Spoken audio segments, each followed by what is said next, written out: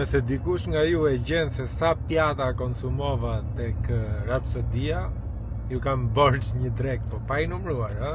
Sot është ditë me shi dhe si fundjavë vendosëm që të shkojmë dhe të drekojmë në Lezhë. Është një restorant që më ka dalë në çdo rrjet social, Instagram, Facebook, TikTok, kudo.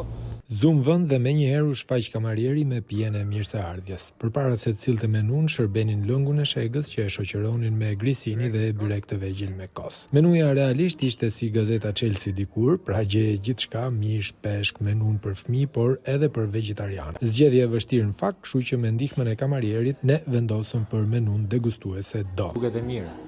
Po të shojmë ato na dhëmbi koka në fund. Më pas vinte buka e shtëpis me krem djathi dhe çikore e shoqëruar me antipast me rostoviçi e barishte të egra me krem sultjashi. Kjo trileçja që i thoshte kamarieri ishte buk misri me ajk dhe mos më pyesni për shijen se po ju tregoj rezultatin. Ju thash që kishte edhe menu për fëmijë. Pjata familja, mish gici i mbushur me kaçkavall që shoqërohej me këtë salcën që ishte shumë e shijshme.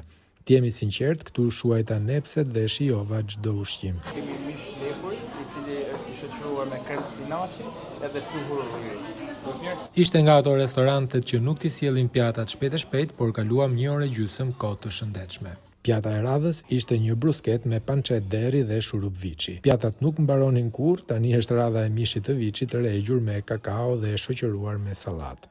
Sigurisht që shërbenin edhe raviolit të shtëpisë të mbushura me barishte të egra dhe krem spinaqi. Ndërsa kjo është pjata ime e preferuar, qofte pule, shoqëruar me qull dhe krem jufkash. Mos i numroni pjatat se shtohen. Tani erdhi mishi i viçit me krem dhe pluhur orizi. Pjata e fundit ishte me mish dhe krem fasuleje dhe havjari. E keni dëgjuar ndonjëherë shprehjen u lodhëm duke ngrënë. Në fakt tu përveç se drekuam, por edhe u informuam për çdo pjatë që konsumuam. Të ëmblat ja lam përsëri në dorë kamarierit.